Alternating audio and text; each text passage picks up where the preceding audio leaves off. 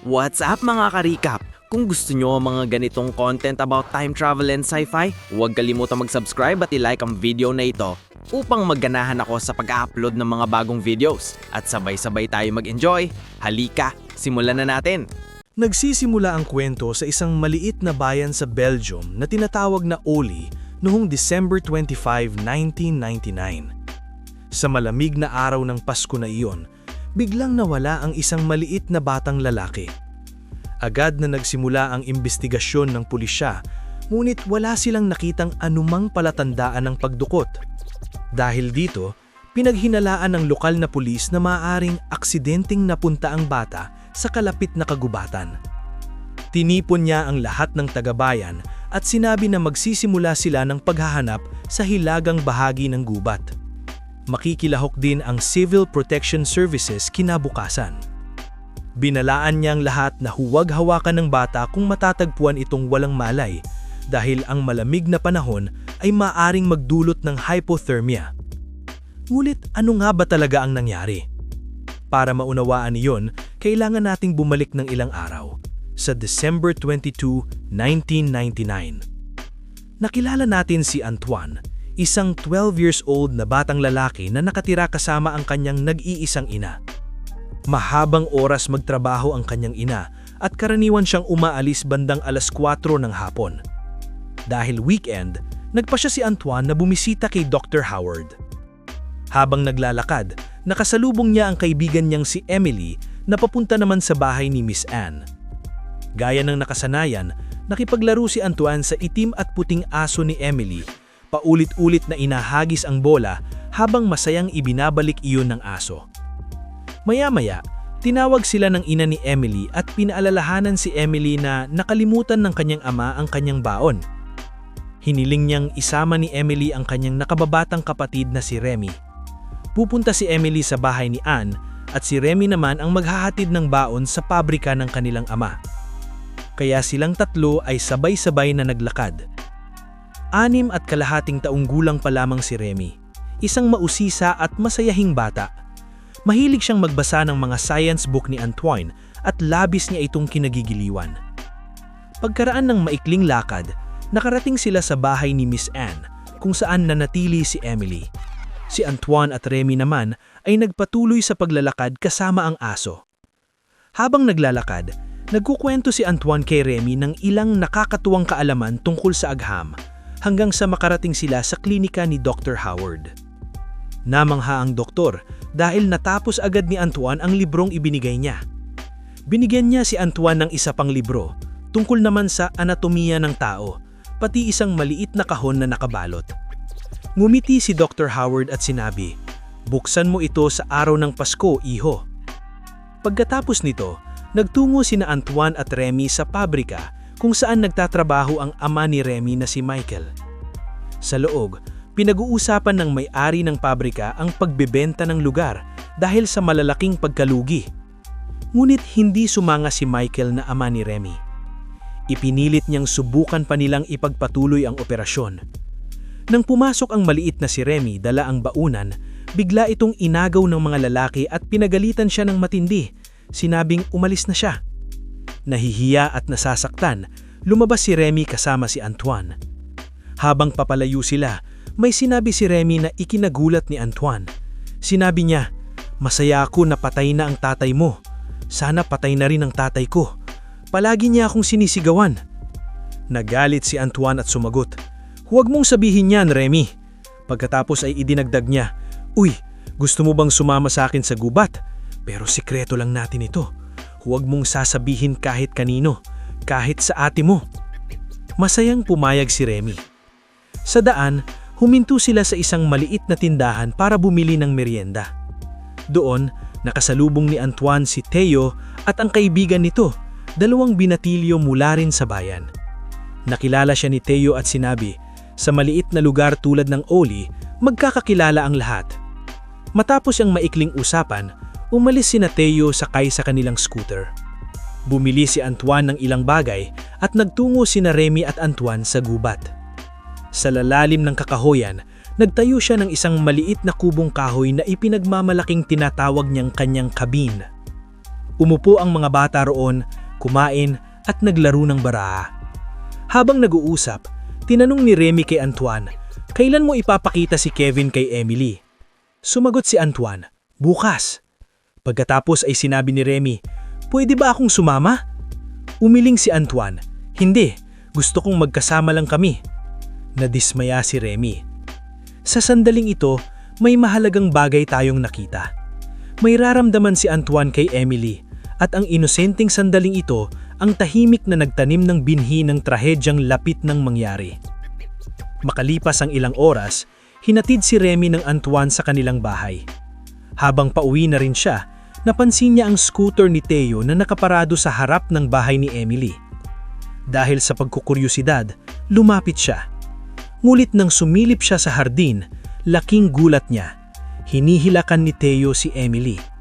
Napako siya sa kinatatayuan, parang nadudurog ang kanyang puso. Walang imik, tumalikod siya at tumakbo palayo.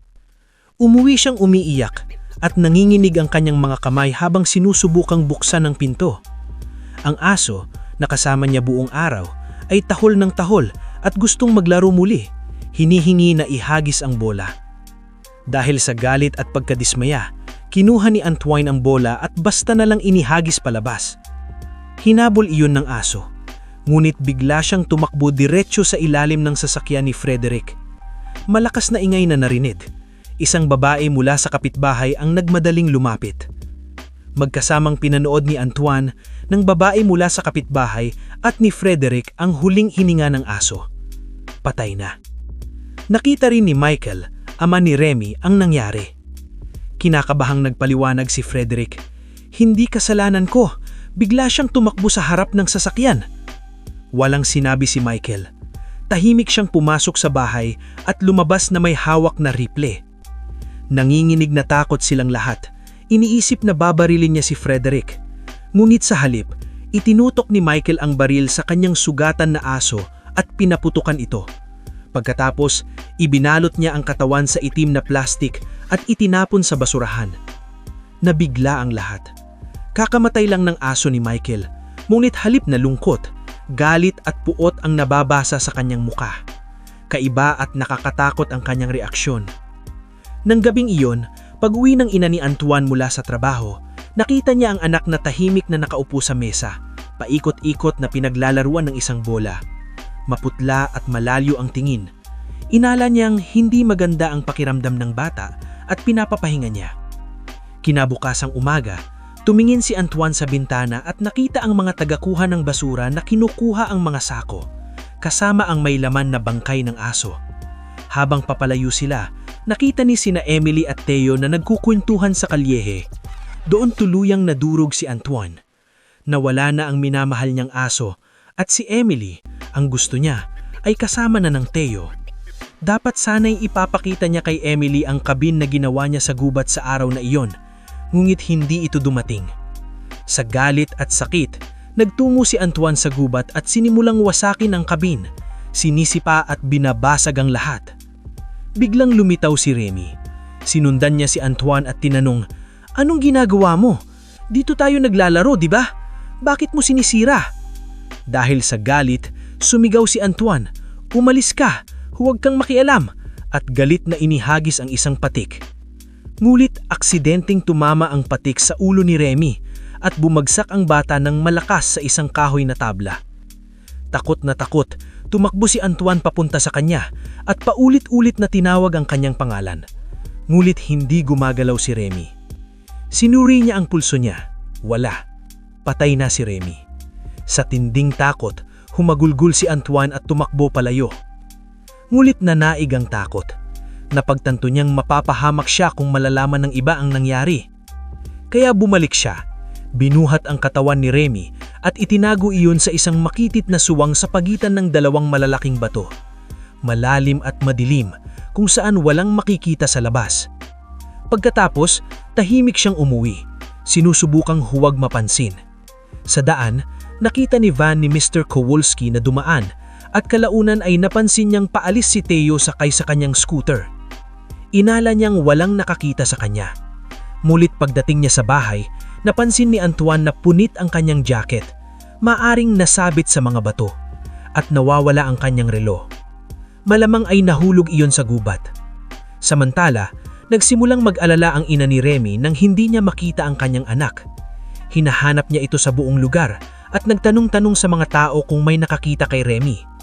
Si Theo na nakasakay sa scooter ay tumulong din sa paghahanap. Nang nakasalubong niya ang ina ni Remy, sinabi niyang nakita niya si Antoine na pauwi ng kanina lamang. Ibig sabihin nito, may nakakita kay Antoine kahit inakala niyang walang nakapansin sa kanya. Hindi nagtagal, dumating ang ina ni Remy sa bahay ni Antoine at mahinahong nagtanong, "Nakita mo ba si Remy?" Nagsinungaling si Antoine, Hindi ko siya nakita." Pagkatapos ay sinabi ng babae, "Pwede ka bang pumunta at tawagin ang tatay ni Remy? Nasa pabrika pa rin siya at nagpoprotesta." Napatingin si Antoine sa punit niyang jacket na nakasabit sa hagdan at nagpasya siyang huwag na itong isuot. Takot na baka mapansin ng ima ang punit. Lumabas siya na nakashirt lang kahit napakalamig. Samantalang ang lahat ay balot na balot ng maiinit na damit habang desperadong naghahanap sa nawawalang bata. Makalipas ang ilang oras, bumalik si Antoine sa bahay at itinago ang kanyang jacket at sweater sa ilalim ng kama. Bigla niyang narinig ang tunog ng mga sirena ng pulis sa labas. Bumilis ang tibok ng kanyang puso. Tinawagan ng ama ni Remy ang pulisya. Isang buong araw ang lumipas, ngunit nawawala pa rin si Remy. Nagsimulang mag-alala ang buong bayan. Iniulat ng lokal na balita ang pagkawala at tahimik itong pinanood ni Antoine kasama ang kanyang ina. Mukha siyang malungkot at puno ng konsensya, ngunit sinubukan siyang aliwin ng kanyang ina. "Huwag kang mag-alala, Antoine. Mahahanap din nila si Remy. Naalala mo ba ang anak ni Martin? Nawala rin siya noon pero natagpuan lang na natutulog sa basket ng labahan." Kinabukasang umaga, dumating ang mga pulis upang tanungin si Antoine. Sabi ng isang opisyal, "Sinabi mong umalis ka papuntang pabrika noong 9:15. 15 minuto lang ang biyahe, pero sinabi ng mga manggagawa na dumating ka ng 10:00. Nasaan ka sa loob ng 45 minutong iyon?" Nag-alinlangan si Michael. "Hindi ko maalala ng malinaw. Baka huminto ako kung saan para magkape." Sumagot ang opisyal, "Sinuri na namin. Walang nakakita sa iyo kahit sa aning kafe." Dahil dito, inaresto si Michael para sa karagdagang investigasyon. Hinanap nila si Remy sa buong bayan, sa mga ilog, kanal at gubat, ngulit wala pa rin silang nakikita. Sa bandang huli, pinalaya si Michael matapos magpatotoo ang isang driver ng gas tanker na nakita niyang kausap niya si Michael sa panahong iyon. Nang araw ding iyon, umuwi ang ina ni Antoine at sinabi sa kanya na inaresto ng pulis si Ginoong Kowalski dahil nakita ang kanyang van malapit sa gubat noong oras na nawala si Remy. Si Ginoong Kowalski pala ang amo ng ina ni Antoine at may-ari ng isang maliit na tindahan. Nang gabing iyon, pumunta sina Antoine at ang kanyang ina sa simbahan para sa mga panalangin sa Pasko. Sa labas, narinig nilang nagchichismisan ng ilang babae tungkol kay Ginoong Kowalski. Sabi ng ina ni Antoine, "Hinaluhog ang bahay at tindahan niya pero wala silang nakitang ebidensya." Matulis namang sagot ng isang babae, "Kung ganon, bakit hindi niya maipaliwanag kung bakit nasa gubat yung van niya? May itinatago siya." Pumasok silang lahat sa simbahan kung saan sabay-sabay na nanalangin ng buong bayan para kay Remy. Sa gitna ng panalangin, nawalan ng pagpipigil si Michael. Umiiyak at sumisigaw, "Nawawala ang anak ko at sa halip na hanapin siya, nakaupulong kayo rito at nagdadasal." Sinubukan siyang kalmahin ng pari at mahinahong sinabi, "Bukas ng umaga, magkikita-kita tayo sa munisipyo. Kasama ang pulisya, ipagpapatuloy natin ang paghahanap kay Remy." Tahimik na tumanggo ang lahat at umuwi ng mabigat ang loob habang si Antoine lamang ang nakakaalam ng totoong nangyayari sa gubat. Noong umaga ng Pasko, binigyan ng ina ni Antoine ang kanyang anak ng isang maliit na regalo at tuwang-tuwa siya. Nakingiti rin siyang ibinigay ang regalo na binili niya para sa kanya. Pagkatapos, binuksan niya ang regalo ni Dr. Howard na inutusan siyang buksan lamang sa araw ng Pasko. Sa loob, nakita niyang maliit na balangkas ng manika, isang simbolikong regalo mula sa doktor na palaging sumusuporta sa pangarap ni Antoine na maging doktor. Kinabukasang Disyembre 25, 1999, bumalik ang kwento sa simula. Nagtipon ng mga taga-ola malapit sa munisipyo para maghanda sa paghahanap kay Remy sa gubat. Inorganisa ng pulisya ang mga grupo, ngunit sinabihan ng mga bata na huwag sumama. Gayunman, nang pumasok na sa gubat ang mga matatanda, palihim na sumunod ang mga bata. Habang naglalakad, tinanong ni Theo si Antoine, "Totoo bang nakita mong pinatay ng tatay ni Remy ang aso niya?" Tumanggi si Antoine. Nagkibit balikat si Theo at malamig na sinabi, "Mabuti nga, masama naman talagang asong iyon." Naging mandignignig si Antoine sa narinig niya. Sinunggaban niya si Theo at nagsimula silang magsuntukan. Dahil sa gulo, napalingon ang lahat at nagmadaling lumapit ang mga matatanda para paghiwalayin sila. Nang magsimulang magdilim, itinigil muna ang paghahanap sa araw na iyon. Nang gabing iyon, nag-iisa si Antoine sa kanyang silid, kinakainan ng konsensya at kalungkutan. Hindi na niya kaya ang bigat ng pagkamatay ni Remy, ang dalamhati ng kanyang mga magulang at ang kaguluhang bumabalot sa kanya. Sa kawalan ng pag-asa, luminok siya ng maraming gamot ng kanyang ina, umaasang matatapos na ang kanyang buhay. Pumatak ang luha sa kanyang pisngi habang nakahiga siya sa kama, hinihintay ang kamatayan. Ngunit hindi ito dumating. Napansin ng kanyang ina ang mga walang lamang pakete ng gamot sa lababo, nagpanik at tumawag ng doktor. Dumating ang doktor sa tamang oras at nailigtas si Antoine. Inakala ng lahat na sinaktan ni Antoine sa kanyang sarili dahil sa labis na kalungkutan sa pagkawala ng kanyang kaibigan. Hindi na alam ang totoong dahilan ng kanyang paghihirap. Nang gumising si Antoine, nakita niya ang kanyang ina na tahimik na tinatahi ang kanyang punit na jacket. Ang parehong jacket na suot niya ang araw na namatay si Remy. Muling nagbalik ang takot at konsensya, kaya mabilis siyang pumasok sa kanyang silid, takot na baka magsimulang magtanong ang kanyang ina. Nang gabing iyon, umataking malakas na bagyo sa bayan. Sinawasawa ng hangin at ulan ng ola, winawasakan ang mga bahay at binubunot ang mga puno. Lubos na nasalakan ng gubat, ang parehong gubat na nagtatago ng bangkay ni Remy. Nasugatan sina Antoine at ang kanyang ina sa gitna ng kaguluhan. Kinabukasan, iniulat ng balita ang sakuna.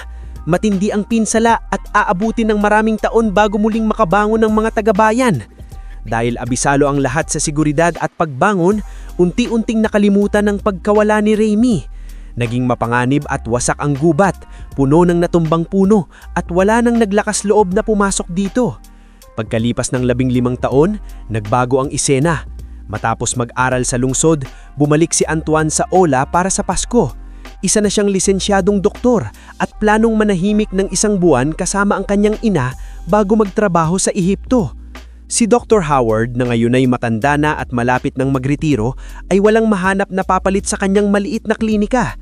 Sa isang Christmas party, pabiro sinabi ng ilang taga-Ola, "Antoine, kau na ang pumalit kay Dr. Howard."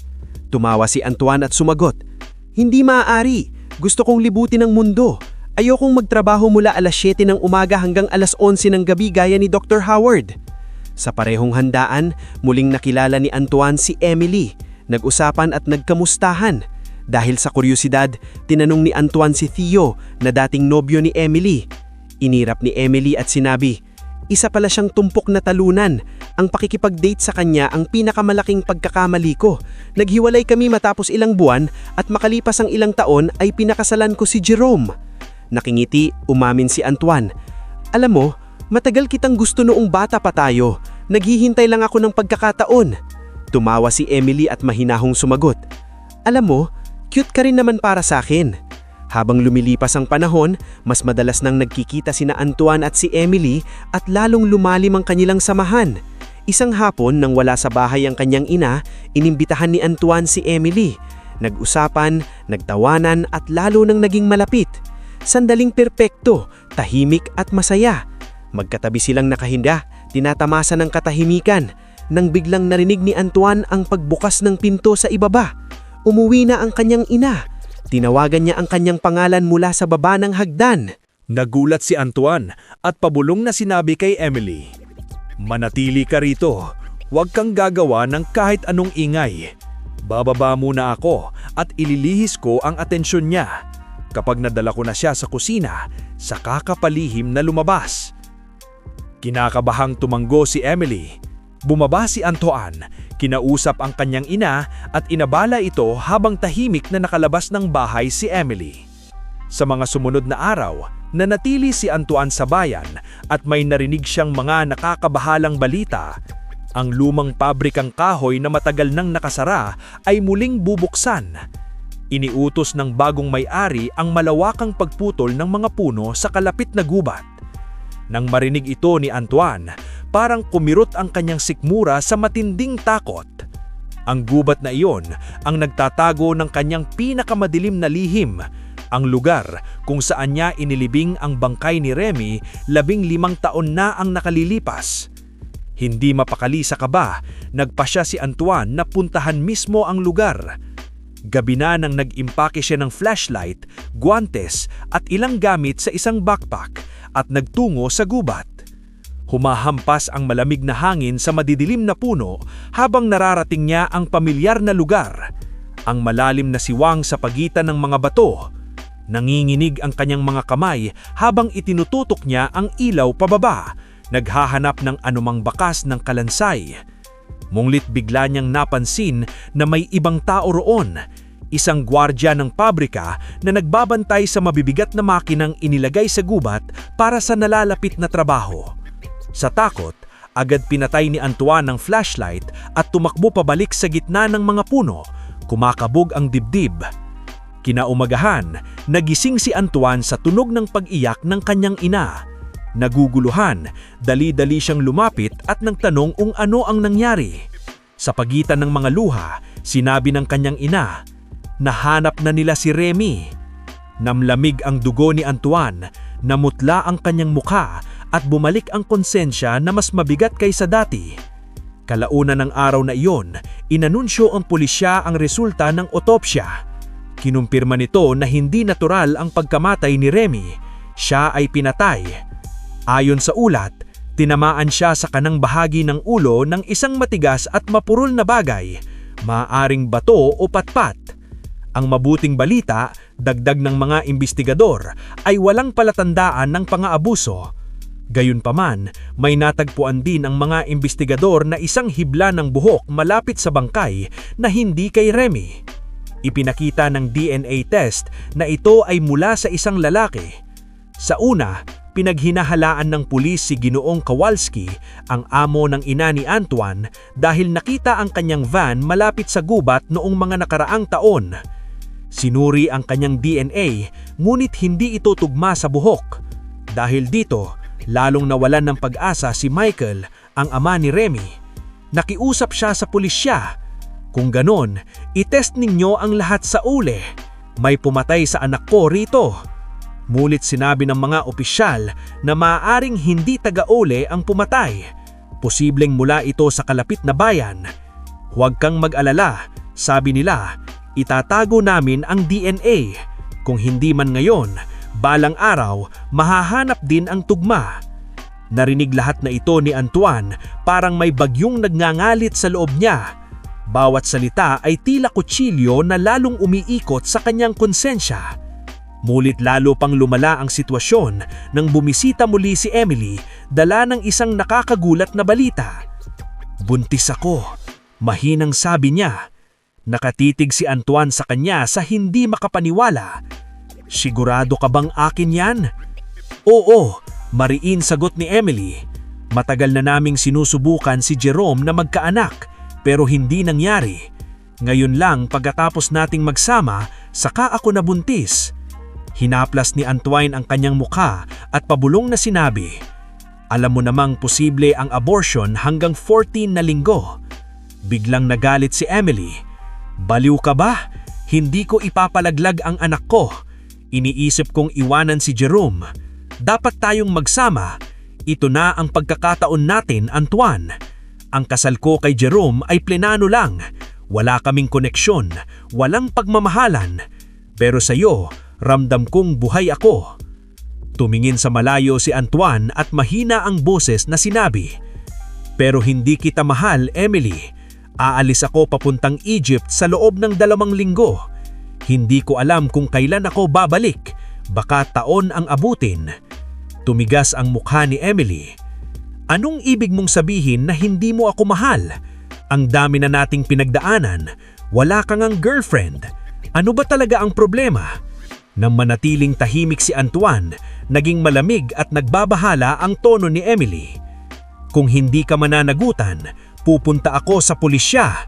Maghahain ako ng reklamo at hihingi ng DNA test. Malalaman ng lahat na ikaw ang ama. At kung tatanggi ka, palalakihin ko ang batang ito rito. Malalaman ng lahat ang katotohanan. Isipin mo na lang kung paano haharapin ng nanay mo ang mga tao. Hindi na siya aalis sa bayang ito. Alam mo yan, dito niya gustong gugululin ang huling taon niya. Tinamaan siya hanggang sa kaibuturan ng kanyang pagkatao. Pakiramdam niya ay wala na siyang takasan. Ang nakaraan ay unti-unting sumisikip sa paligid niya. Ang takot na matuklasan ng pulisya tungkol kay Remy at ang matinding presyon mula kay Emily ay itinulak siya sa bingin ng kanyang buhay. Nang gabing iyon, nag-iisa nakaupo si Antoine sa kanyang silid, hindi makatulog, nakatitig sa dilim at iniisip kung paano siya makakaalis sa gulong sinapit ng kanyang buhay. Sa gabing iyon din, binisita ni Dr. Howard si Antoine. Tahimik itong naupo at tumingin sa kanya bago sinabi, "Antoine, alam ko ang ginawa mo kay Remy. Matagal ko na yung pinaghihinalaan mula pa nung sinubukan mong wakasan ang sarili mong buhay 15 taon na ang nakalilipas. Pero binago ng bagyong iyon ang lahat. Kinabukasan, abala ang mga tao sa panibagong pagbangon ng kanilang buhay kaya wala nang naghahanap ng katotohanan. Umalis ka sa lungsod at nagpatuloy ang buhay. Gayunpaman, nagsulat ako ng letra sa pulisya tungkol sa aking mga hinalaan. Balak kong ipadala iyon bukas." Matapos sabihin nito, umalis si Dr. Howard. Kinagabihan, punong-puno ng takot at desperasyon, nagtungo si Antoine sa klinika ng doktor. Tumingin siya sa mga mata nito at sinabi, "Kung mangangako ka na hindi mo ipapadala ang letra sa pulisya, bibilhin ko ang klinika mo ngayon din." Pumayag si Dr. Howard. Sandaling nakaramdam ng ginhawa si Antoine. Inakala niyang wakas na ang pinipigil na multo ng kanyang nakaraan. Mulit hindi nagtagal ang kapayapaan. Isang araw, bumisita si Ginoong Kowalski sa klinika ni Antoine. Inabot siya nito ng isang sobrero at tahimik na sinabi, "Akala ng lahat, ako ang pumatay kay Remy. Nanahimik ako dahil walang ibang magagawa. Nang araw na iyon, nakita kitang tumatakbo sa gubat. Takot na takot. Pinihinto ko ang van ko at sinundan ka. Doon ko nakita ang relos mo. Gusto kong sanang ibalik ito, pero nang marinig kong nawawala si Remy, nagpasya akong manahimik para protektahan ka. Mahal na mahal ka ng nanay mo at may malasakit din ako sa kanya. Hindi ko kayang paghiwalayin kayong dalawa." Umalis si Kowalski at binuksan ni Antoine ang sobrero. Sa loob, nakita niya ang kanyang lumang relos, ang parehong relos na nawala 15 taon na ang nakalilipas. Nanginginig ang kanyang mga kamay nang mapagtanto niyang alam ni Kowalski ang katotohanan ang buong panahon na, ngunit hindi siya kailanman isinumbong. Lumipas ang 3 taon. Kasal na ngayon si Antoine kay Emily at may anak na sila. Nakatira siya sa parehong bayan kasama ang kanyang ina at tila nakabuo ng isang payapang buhay. Inaalagaan pa niya si Michael, ang ama ni Remy, na layon ay tumanda na at malakas uminom. Sa paningin ng mundo, perpekto ang lahat. Isang masayang pamilya, isang mabait na doktor, at isang mabuting anak.